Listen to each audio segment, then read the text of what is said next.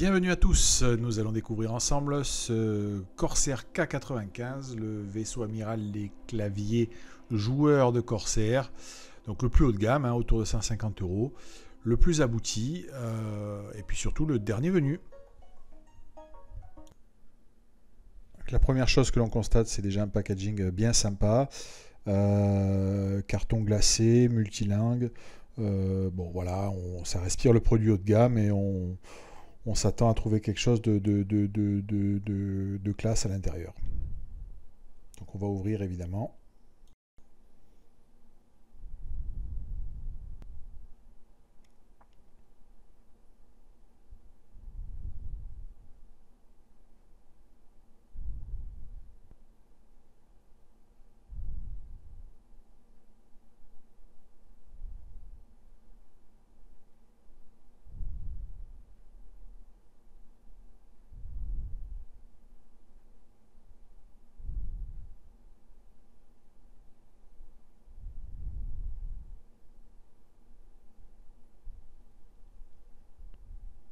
Voilà, donc on retrouve ce qu'on connaît chez Corsair, donc le clavier classique, sa connectique gainée, assez costaud, bien réputé.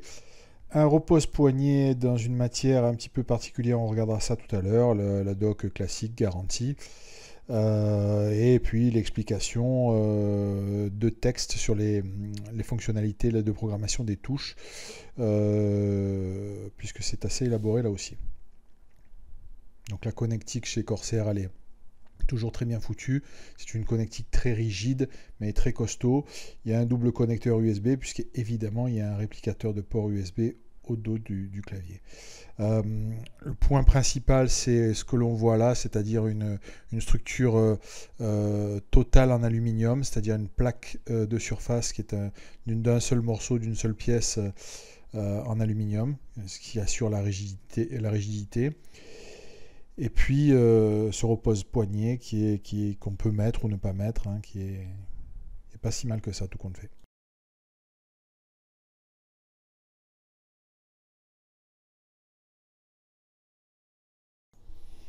Donc voilà, un produit vraiment sympa. Et puis tout de suite, le premier contact, c'est les touches. On retrouve cette qualité de frappe que l'on a déjà sur le K70, mais qu'on retrouve ici aussi. Et puis la matière du repose-poignet, comme je disais tout à l'heure, qui est assez sympa. Donc là, on voit tout de suite qu'on est sur du micro-switch rouge, donc du contacteur chéri rouge. Sous chaque touche, on a vu, il y a une LED.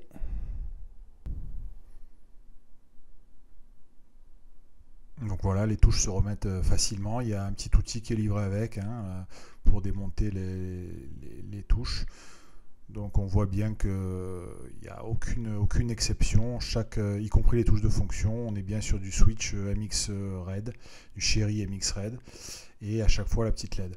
Donc la partie fonction, là, les 54 macros programmables sur la gauche, le positionnement des touches est un petit peu différent. Voilà, donc là on voit le démontage, le switch MX Red, la LED.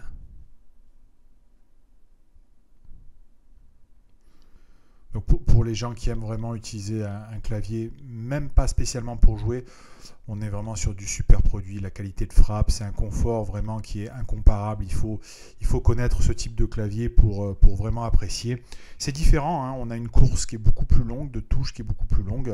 Ça fait un peu plus de bruit évidemment que ce qu'on connaît maintenant sur les claviers qu'on voit un peu partout, les claviers slim avec des touches un peu comme les ordinateurs portables. Mais franchement, pour celui qui aime bien jouer, taper, c'est un autre confort.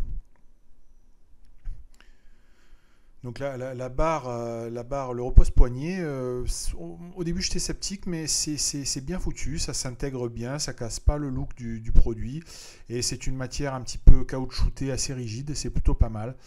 Voilà. La partie des touches de fonction, on voit là bien que les touches sont plus basses. C'est-à-dire que la course est beaucoup plus courte que pour les touches classiques. Voilà. Alors la déception, c'est justement cette partie touche de fonction. On a vraiment la sensation, on le voit là, que c'est une partie rapportée du clavier. Ça n'a pas, ce n'est pas la même matière. C'est pas de l'aluminium comme l'ensemble du clavier. C'est vraiment la sensation d'avoir une pièce en plus qui a été greffée au clavier. C'est le petit point négatif qu'on peut apporter parce que bon, évidemment, l'ensemble, la qualité de finition de l'ensemble, c'est vraiment top. On est sur un clavier. Vraiment, vraiment top. Pas besoin d'être un joueur acharné pour aimer ce type de clavier. Voilà, on voit bien la distinction entre la partie touche de fonction et le clavier en lui-même. Donc en haut, les touches M1, M2, M3, on y viendra tout à l'heure. C'est ce qui permet aussi de paramétrer les zones lumineuses. Voilà, toute la coque. Allez, si on veut faire Apple, on va dire unibody. Et puis voilà, la programmation des touches de fonction. Donc on voit là, c'est un petit peu difficile à la caméra, mais on voit la luminosité des touches, comment elles se programment. Donc on maintient appuyé sur cette touche-là, on sélectionne un certain nombre de touches. Et puis on obtient après, avec M1, M2, M3, la zone qui s'éclaire ou qui ne s'éclaire pas.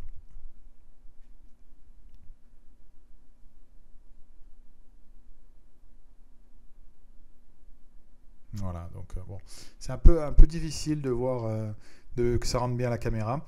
Bon, c'est une lumière classique, hein, y a pas, là on n'est pas sur du folklore avec plusieurs couleurs, clignotements, etc. Non, non, c'est du classique et de l'efficace. Voilà, donc vous voyez qu'en activant les M1, M2, M3, on éclaire différentes zones.